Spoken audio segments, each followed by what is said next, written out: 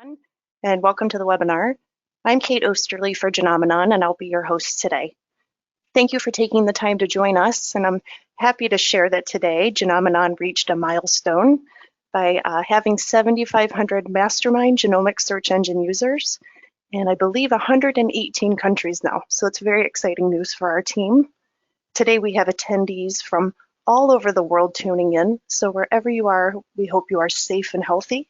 And thank you again for being here.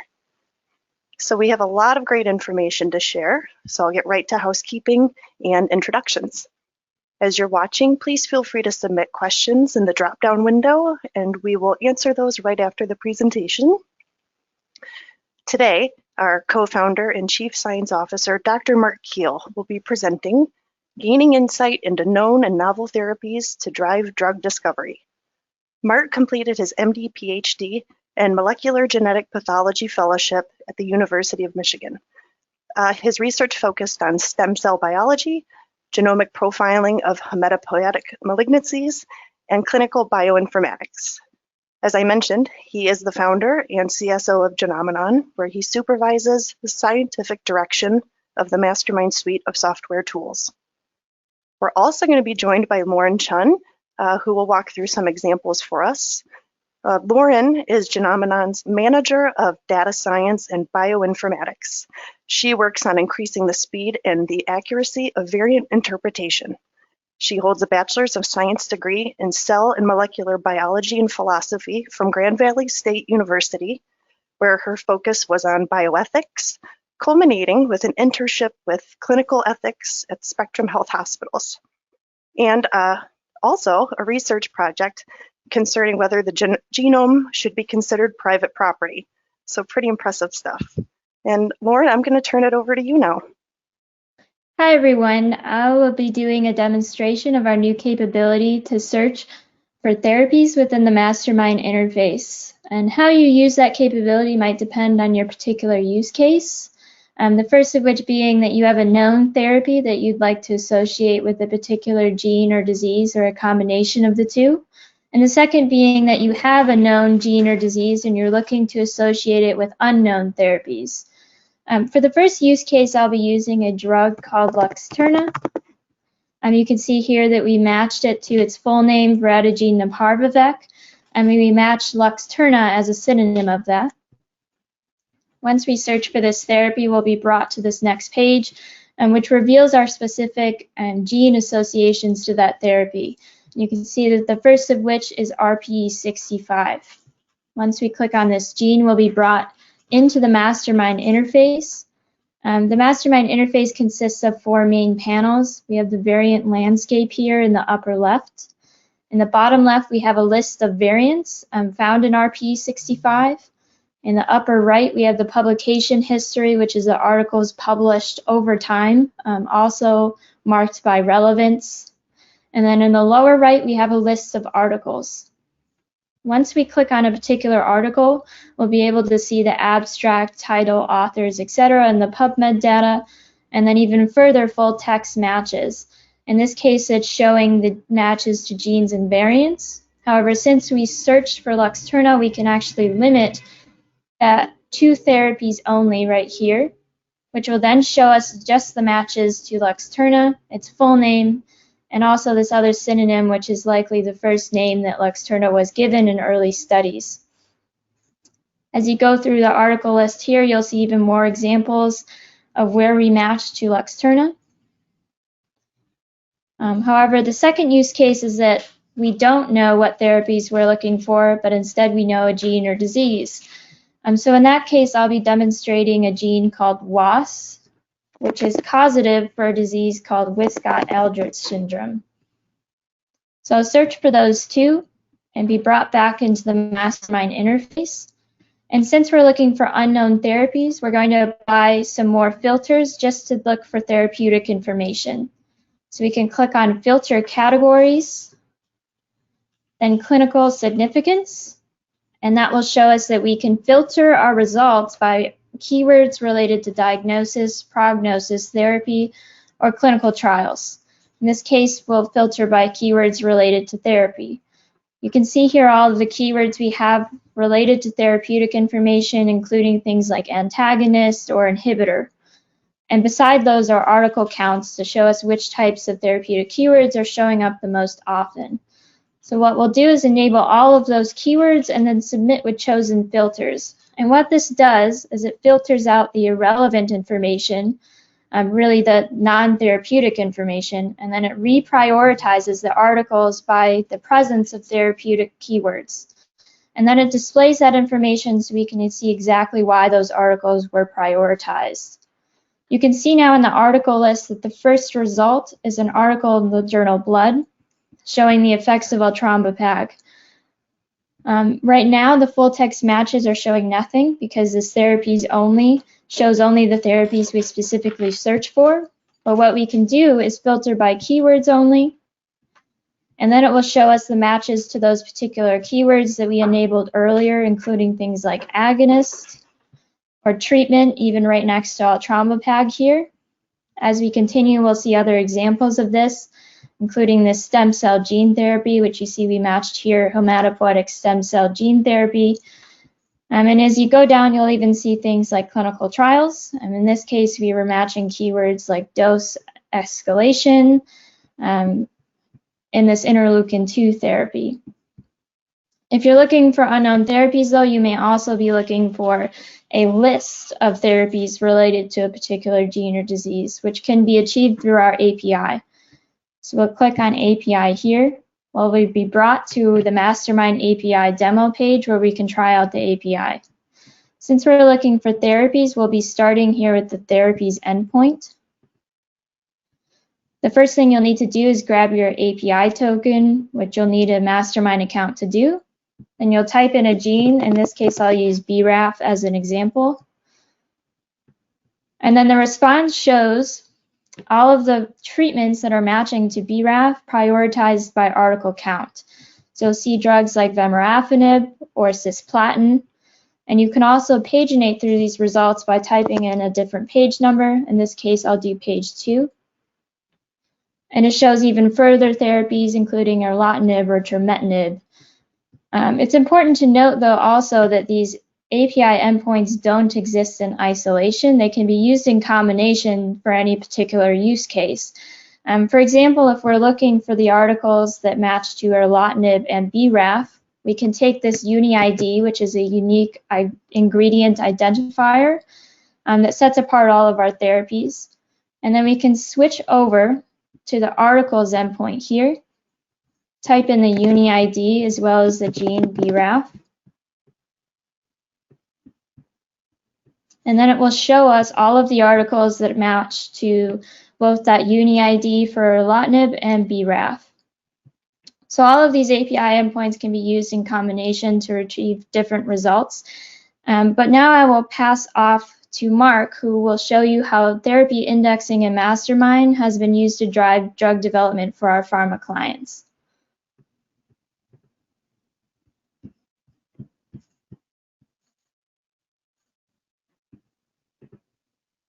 Thanks, Lauren. I trust everybody can see my screen and hear me. What Lauren showcased is our software, which was geared toward clinical use to recover those needful granules of information to drive diagnostic and treatment-related decisions in the clinic.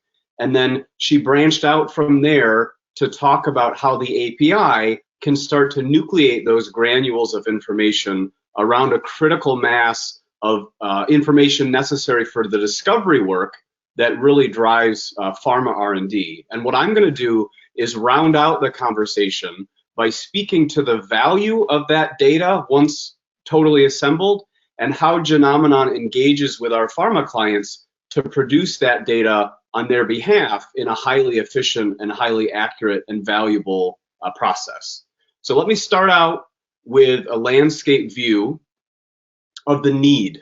What is needed to drive precision therapy development? And the tagline here, particularly when you're talking about genetic and genomic related diseases, is a comprehensive understanding of how those changes at the genetic and genomic level are informative for both diagnosis at the clinical level as well as understanding the function at the research or mechanistic level, all of which culminate, all that information culminating in what the most appropriate and applicable therapy may be, whether it is known or yet to be discovered. And so these sort of three touch points I'm going to weave through the rest of the narrative that I describe how Genomenon informs more precise and targeted therapy development based on the data that comprise the Mastermind database.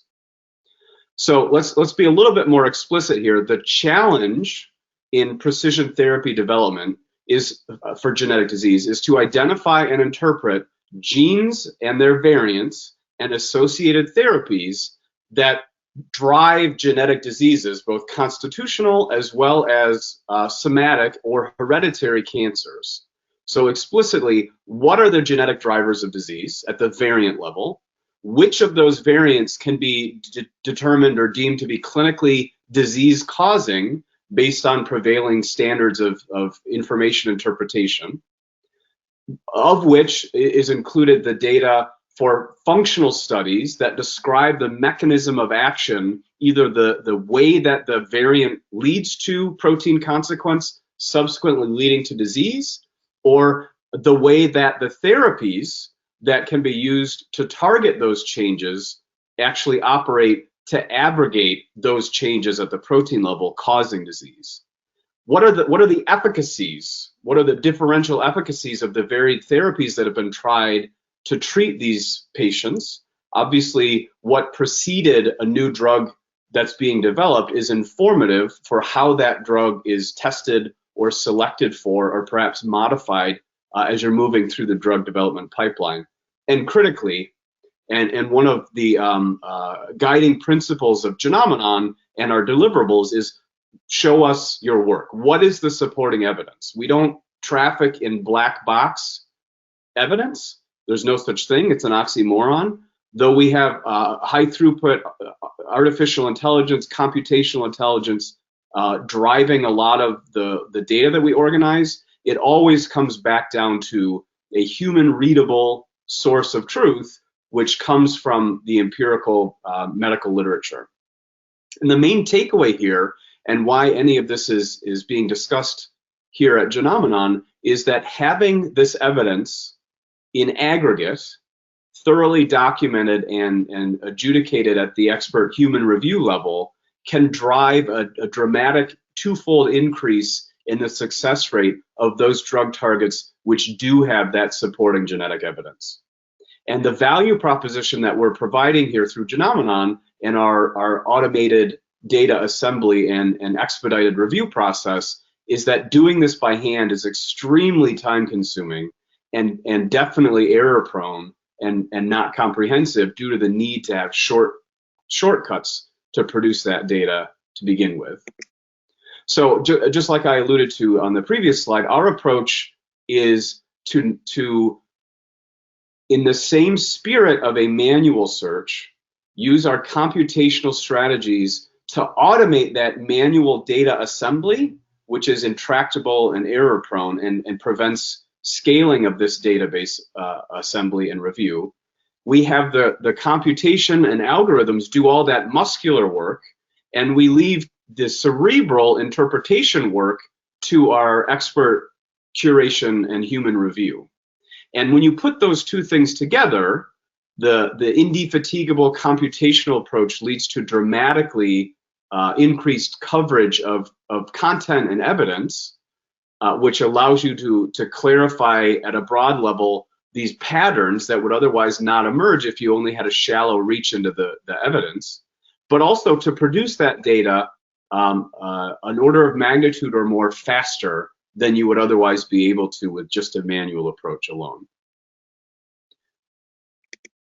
So this is a new way that we've been discussing externally what our database comprises and what value it provides to the pharma clients that we work with, as well as what our clinical users of the software avail in the form of their search results.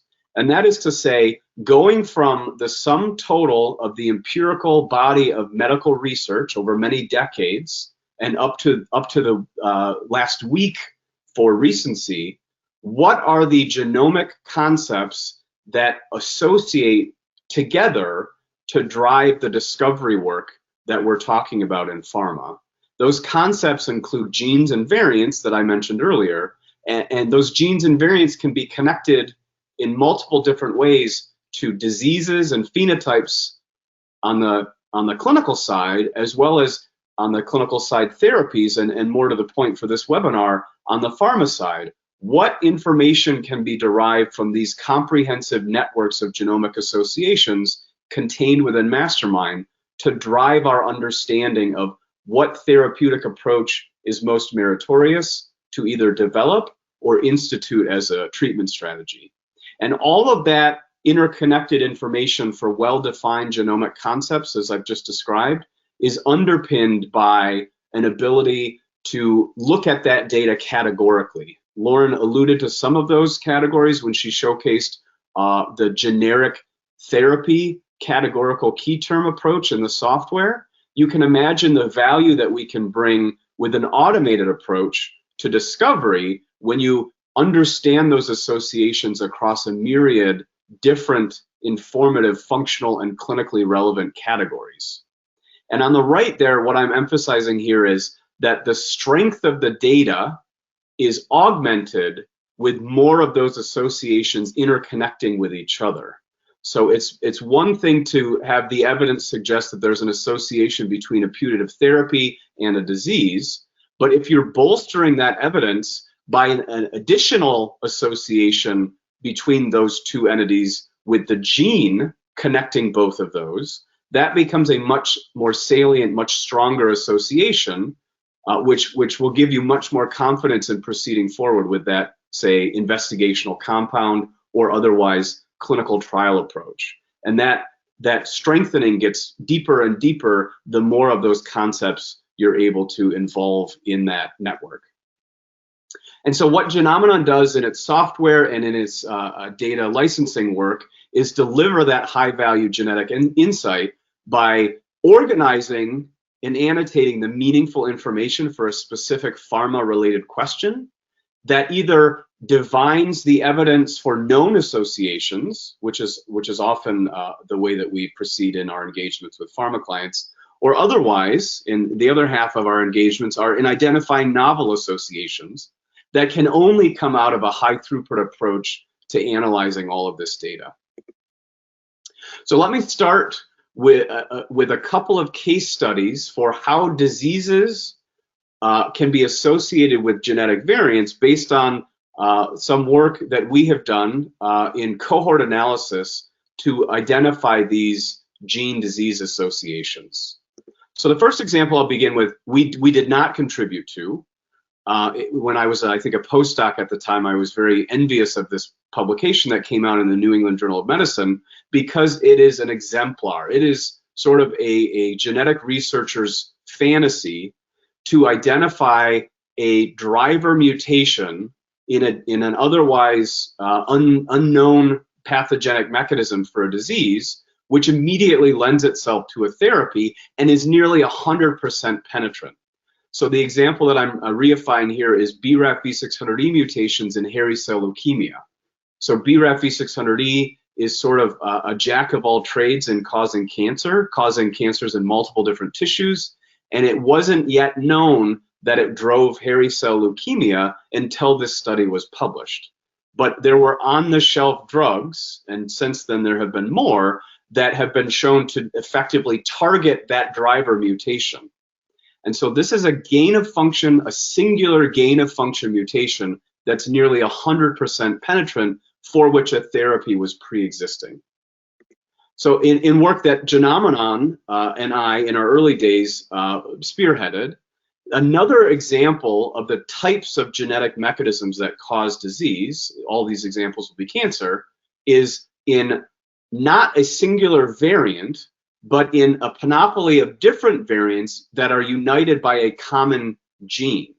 So multiple different variant types in a single gene that drive development of disease. And in this case, it's Notch2 mutations that drive splenic marginal zone lymphoma. And those colored dots that you can see over to the right, organized around the protein domain diagram for Notch2, show their affinity for a specific region of Notch2, which obviously is useful for divining the pathogenic mechanism at play. I won't go into much of the detail, but here, these are loss of function mutations, ostensibly, that actually lead to a gain of function by removing an inhibitory region of the protein in Notch2. And that information only becomes clarified when you have a very extensive landscape view of the driver variants in this particular protein consequence. So we went from a single variant to multiple variants in a single gene.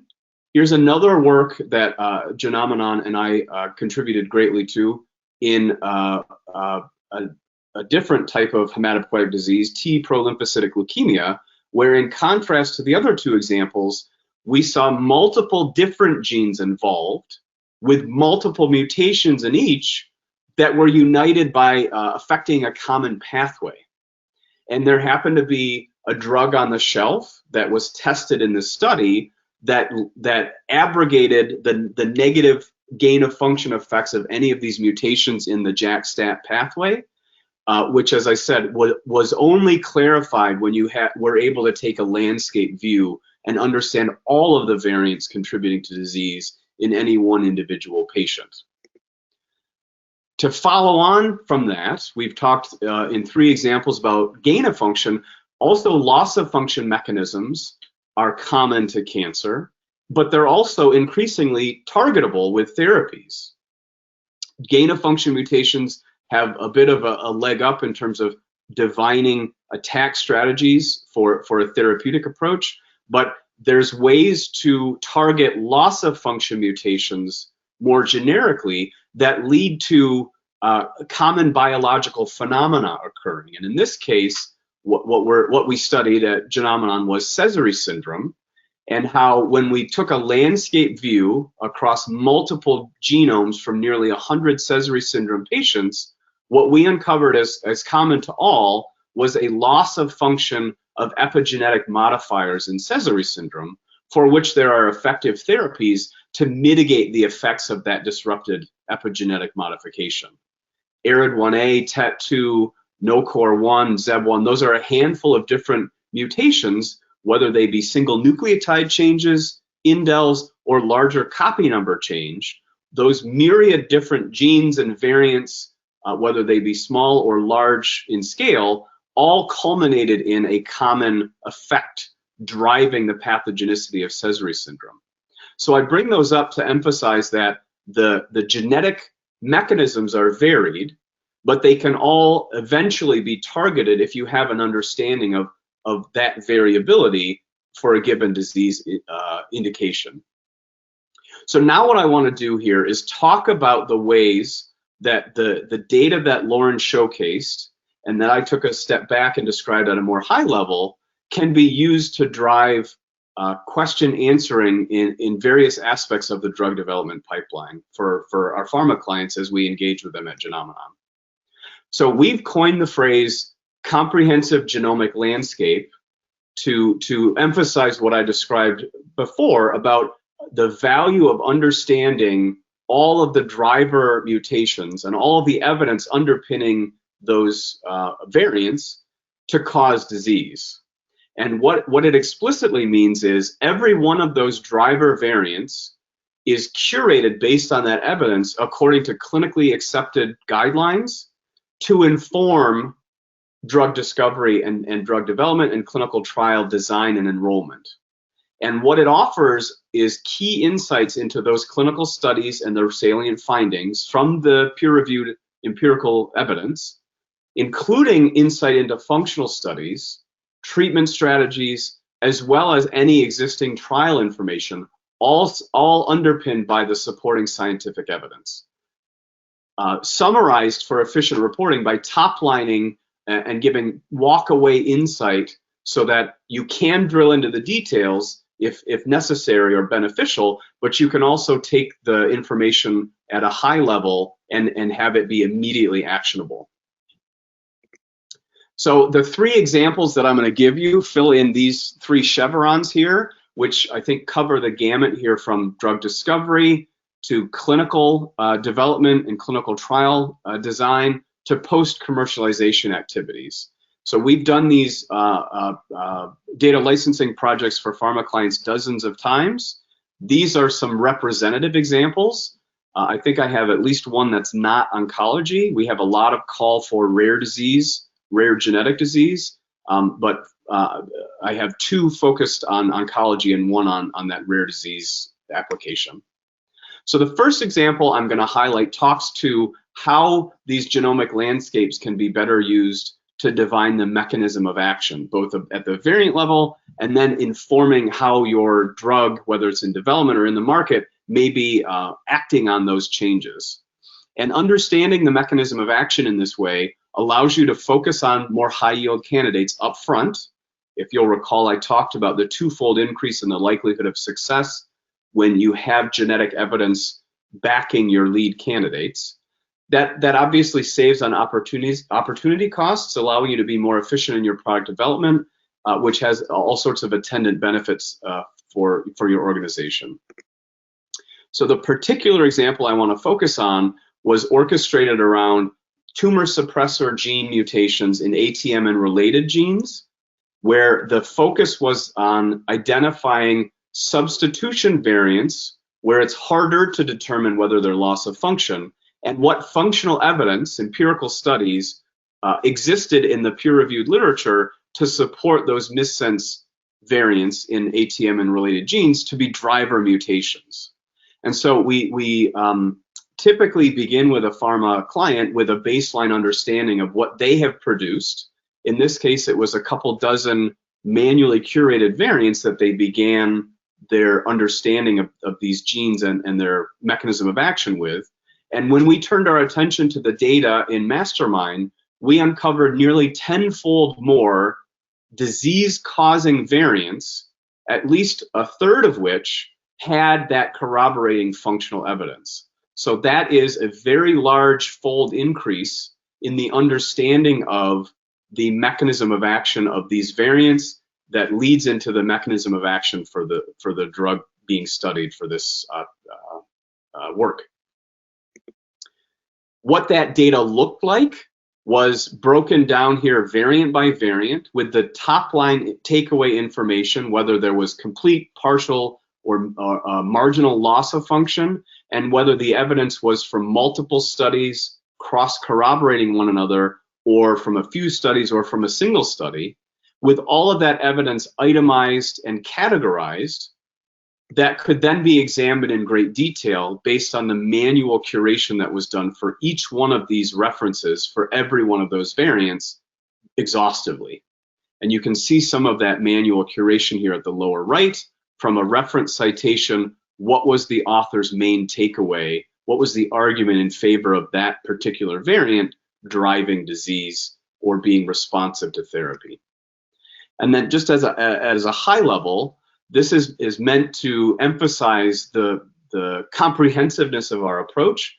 ATM, for those of you who don't know, is an extremely large gene with multiple variants that have been published, many more than could be manually assembled and reviewed in anyone's lifetime, absent the Genomenon approach. I'm highlighting here each of those dots as one of the variants that was curated, and the blue dots there emphasize the variants for which there was functional evidence of a loss of function, which was the goal behind this genomic landscape assembly. And so you can get an appreciation for how challenging this would be to produce manually, and how this now comprehensive data set of all functional evidence can be used to dig into the details to answer downstream questions about the mechanism of action of this particular gene and its partners. So the second of the three examples that I want to go through speaks to how genomic landscapes can be used to inform clinical trial candidacy for patient recruitment and enrollment, where specifically genomic markers can be used as inclusion or exclusion criteria, or this data can be used to establish a molecular companion diagnostic, or if you're talking about early phase clinical trials, to ensure a more clinically homogeneous patient cohort, which would obviously have ramifications for the nature of your patient's drug response. In other words, if you can be more selective upfront about which patients are enrolled, if you have a better handle on those variants being responsive to your therapy, you're obviously going to increase the likelihood that you'll have a high drug response rate, and will thereby increase the likelihood of having an overall successful clinical trial. So this is an example of such a genomic landscape that we put together for a constitutional disease, or actually set of diseases, which required curation of genes associated with monogenic forms of obesity. So the group that we worked with here had spent about 2 years manually reviewing the literature, identifying about 12 variants that they were comfortable with clinically in 3 genes. They were very well aware that they were leaving things on the table, and they were looking to Genomenon for a more comprehensive, more efficient approach. And what we were able to do in very short order was take their universe of understanding of driver variants in genes associated with monogenic obesity from 12 to more than 600.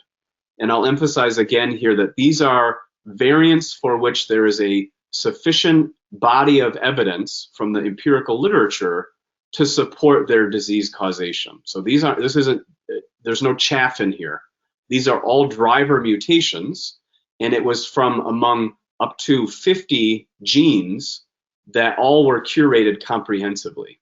So the value that this provided to the group that we were doing this work for was leading to a fundamental change in their patient recruitment and trial enrollment strategy, where they had now the ballast of the evidence from these landscapes to support the continued enrollment of a larger and larger group of patients who had different mutations than the ones they were aware of at the onset, which obviously led to both a more likely to be successful trial approach, but also expanded the number of patients and the opportunity for that trial to be highly statistically powered.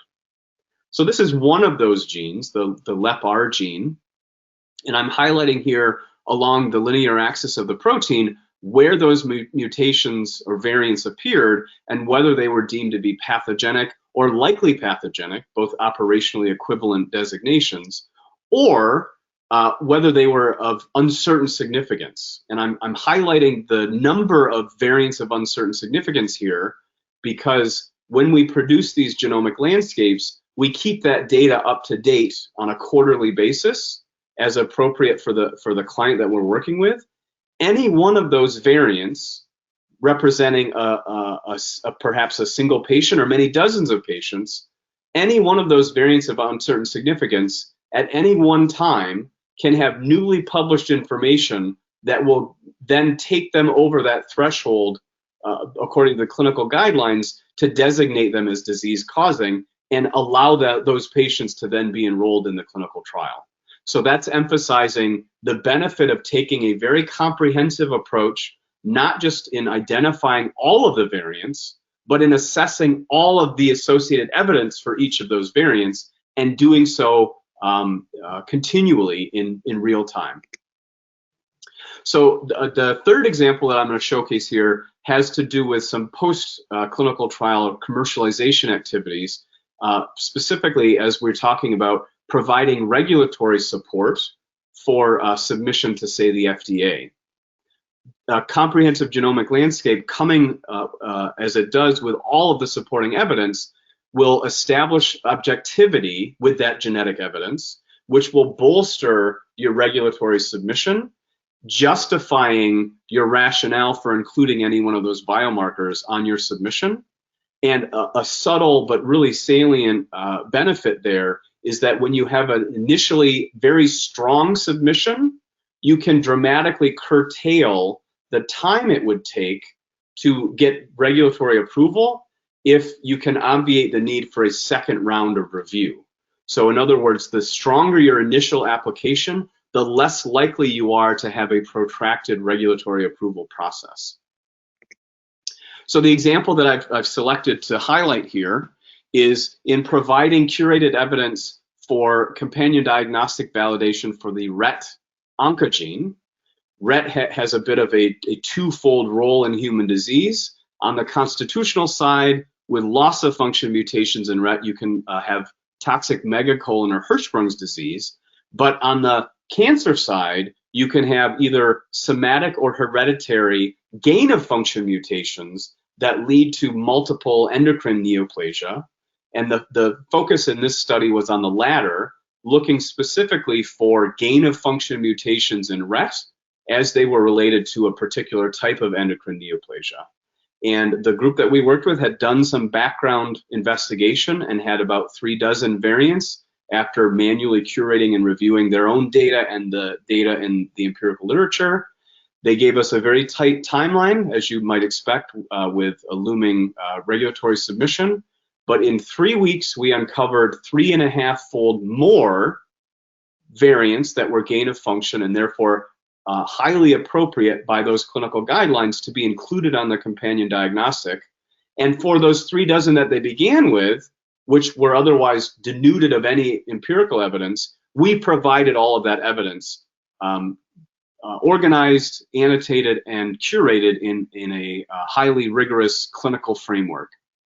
And so I can't go into any more details than that, but I'll suffice it to say that having that ballast of evidence from the genomic landscape can lead to increased approval, increased likelihood of approval of the FDA submission. So the previous example of a genomic landscape deliverable I showed you was for the AMP criteria, which is focused more on somatic disease. Again, the focus here was on hereditary cancer, and so it's a slightly different annotation and interpretation framework, but the takeaway is the same, where you have top-line information with provisional calls for disease causation or functional consequence, with an exhaustive review of all of the prevailing evidence, itemized and categorized appropriately, with all of that evidence and scientific assertion backed up by the source of truth in the form of reference citations, as you can see here, in this case at the lower right for all the functional studies, and in the middle and on the left at the bottom there for any of the clinical studies that indicate that there was segregation with disease. So you can hopefully appreciate the value to the FDA submission process of having all of this evidence preordained in a ready to submit package in your FDA application. So I like this slide because it shows in gray the awareness before engaging with Genomenon for that pharma group, and then below in blue what they learned when we were done producing that comprehensive genomic landscape. And so obviously there's some overlap, some commonality, but hopefully you'll get an appreciation for the benefit of having a comprehensive view in uncovering otherwise opaque patterns in the data. I'm seeing a couple places there where the blue dots cluster in an informative way when you're thinking about both the pathogenic mechanism of the variants causing disease, but also then in the different ways that the drug would target those mutations, perhaps differentially, perhaps homogeneously, depending on the details that I showcased in the slide before.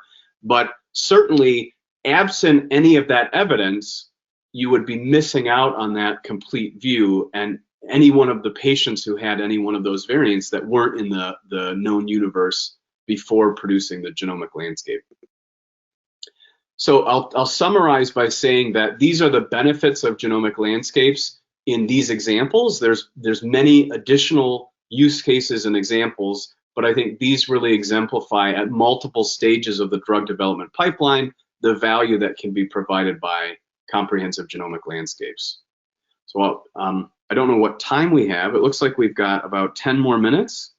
Let me turn it over to Kate to see if there are any questions that came up while we were going through the presentation. Sure. Yes, Mark. Hi. We did get a question. Can you address polygenetic disease and opportunities? For example, type 2 diabetes, not MODY, and target drug therapy. Sure. So that's a great point, because the examples that I highlighted here had either a monogenic disease causation or multiple genes causing disease, but in a monogenic fashion each. And so when we're talking about proper polygenic disease, we're talking, say, about diabetes type 2, that the genes and their polymorphisms or variants cooperate with each other to, in aggregate, lead to a risk for developing the disease. And so the approach that we would take to produce the genomic landscapes differs, but only slightly, in that what we would do is begin with an agnostic view of what genes may be associated with the disease by, instead of querying our database to set up the project by gene, we would set it up by disease. And so we would essentially ask of our very exhaustive database, what are all of the references that speak to the mechanism, the genetic cause of diabetes? And then from that slice of our data, we would ask the question, which genes are recurrently mentioned in association with diabetes?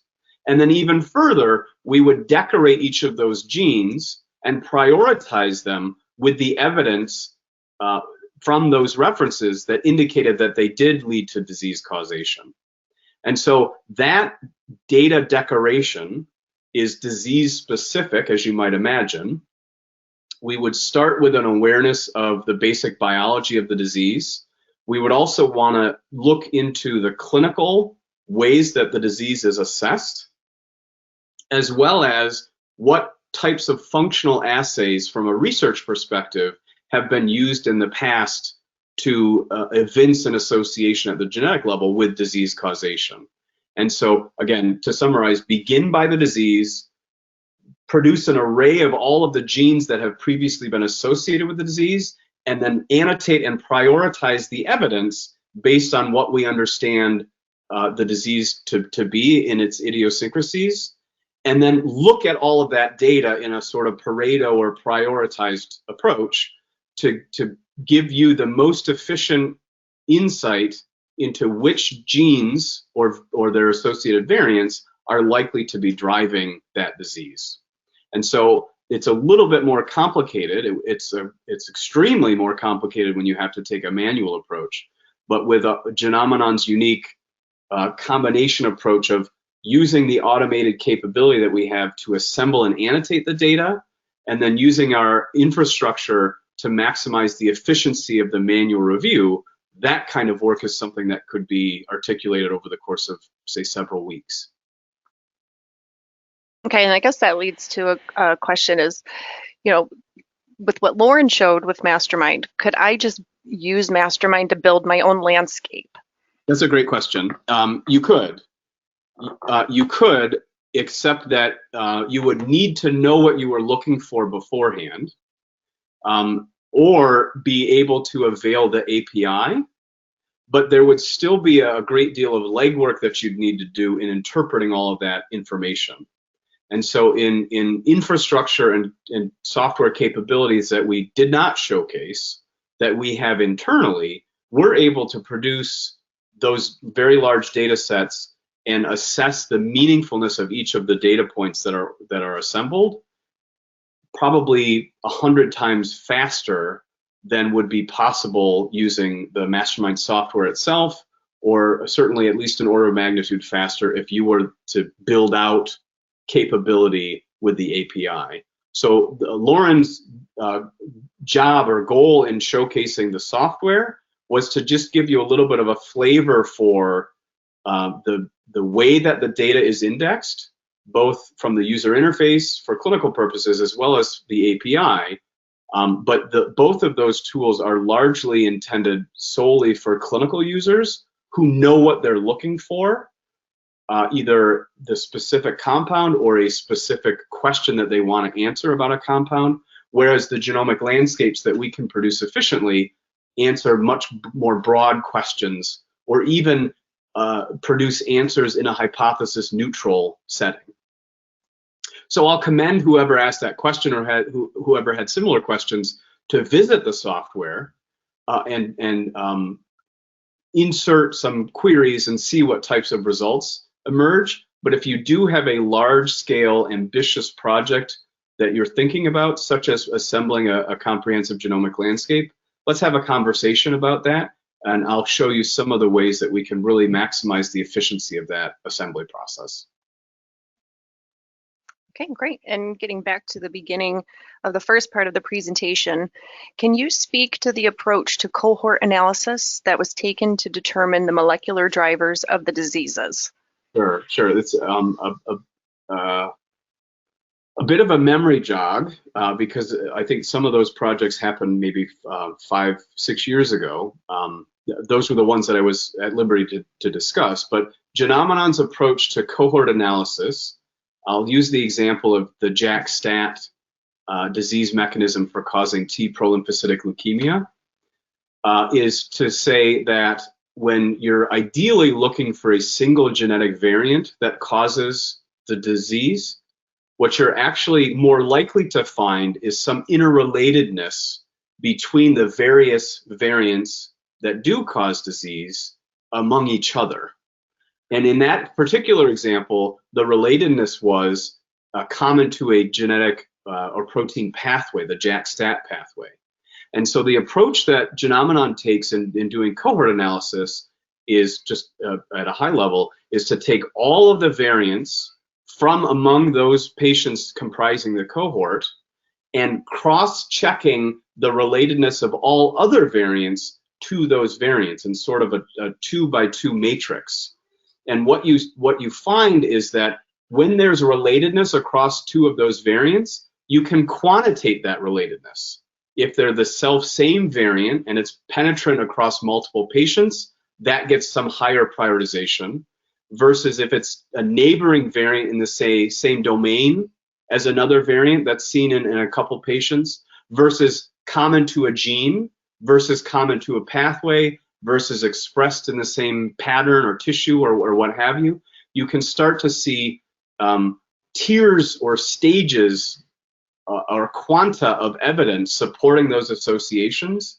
And Genomenon's approach is to ask and answer questions about the relatedness of all pathways in a hypothesis neutral method, and then let the data tell you what pathways light up and show you the evidence for why that happens.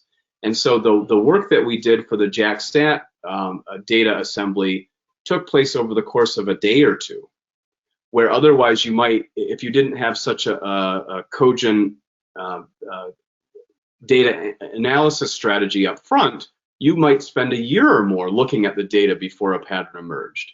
But when you take that logical, systematized approach to having the data self-organize, and then you answer all those questions all up front and prioritize the evidence according to those answers, the topmost prioritized pathway emerges by itself. And that's what happened in that JAK-STAT example and in other examples, as I said, that I'm not at liberty to discuss. Awesome. Thank you, Mark. Another question. What are some differences between analysis of constitutional diseases as compared to oncologic diseases when assembling the genomic landscapes? Sure. Well, I've already highlighted one of them. It's just sort of a operational difference, and that's to say that they have different frameworks. They're looking for the same types of evidence, clinical and functional. On the oncology side, there's obviously a predicate for standard guidelines that already define which variants are disease causing, things like the NCCN guidelines say. And so that's part of the AMP criteria and a place to start. But then when you start to look at all the rest of the data, looking for clinical information, looking for functional information, those are common to the AMP and ACMG guidelines, which actually now are sort of merged together and spoken of in the same breath. But probably the most salient difference is in oncology, cancer is very economical and reuses mechanisms across multiple different disease types, as I alluded to with BRAF V600E. It's different almost always in the context of constitutional disease, where there's usually a one-to-one correspondence between a gene and the disease it causes. And there's a lot more idiosyncrasy associated with that disease and its genetic cause.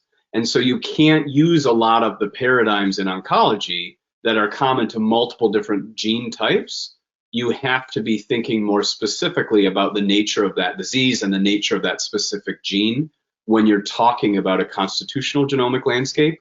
But as I hope I have convinced you in my discussion here, Mastermind and Genomenon can handle that readily, given our computational approach and our ability to manually review that data highly efficiently. And so how are variants without empirical evidence incorporated into genomic landscapes? That's a good question. So I'll circle back to say that most of what I discussed when I talked about the evidence in the genomic landscape had to do with the empirical evidence in the medical literature, which is a necessary and challenging data substrate to put together, which Mastermind has handled quite readily.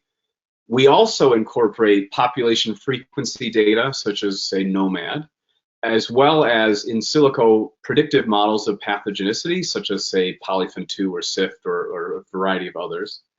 So those are all included where appropriate in our genomic landscape. But I think the question here is more specifically asking about the assessment of variants for which there's no publication, say, such as variants that are identified in routine lab work in a patient who is seen to have the disease and the lab determines its disease causing and it's, say, submitted to some third-party database.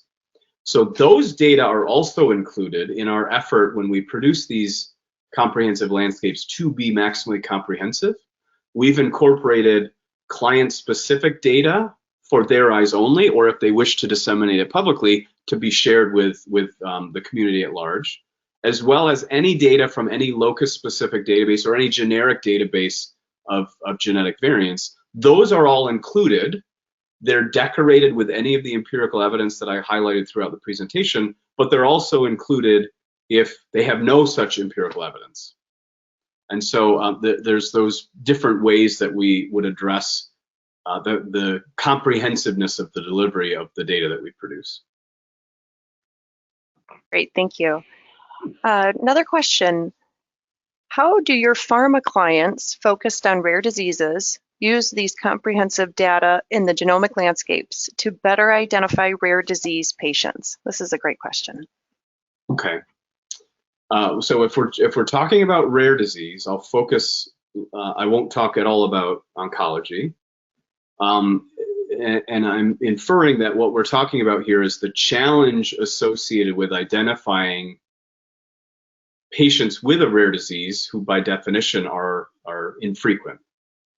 That is a challenge in the circumstance for some of our pharma clients, where the need to promote awareness of the disease and the need to get in contact with, in some way, the treating clinician to make them aware that this rare disease, which may not be well understood by the clinician, let alone any therapeutic approach being in their understanding, how do we connect those dots? And so the software that Lauren showcased, and I think you highlighted our user base now of 7,500 and then some clinical users, we were integrated in more than a dozen next generation sequencing platforms for clinical use. So Mastermind has a very broad and deep reach into the genomics diagnostic community. And some of our pharma clients have engaged us in taking the data that we curate and surfacing it to the diagnosing and treating clinicians, geneticists, pathologists, oncologists, what have you. And so as far as I know, this is a unique offering where one company has connections, deep roots in the clinical space, as well as deep connections and value that can be provided in the pharma space. And what we're increasingly seeing is a need for and a benefit associated with connecting those two offerings. And users of Mastermind in the clinic will see some of those features emerge in the coming months to address that very question that was asked here. Excellent. I think that just about does it for today. I want to thank everyone again for joining us. Thank you, Mark, and thank you, Lauren, for all of the information that you shared. I'm going to be sending a follow-up email to all the attendees that will have a link to the recording of today's webinar, as well as a transcription of our question and answer portion. Expect that email probably either tomorrow or Tuesday, since Monday is a holiday here in the States. If you would like to connect with Mark directly, feel free to email him at mark.kiel@genomenon.com. And again, thank you so much for joining us. We hope you all have a great day. Thanks.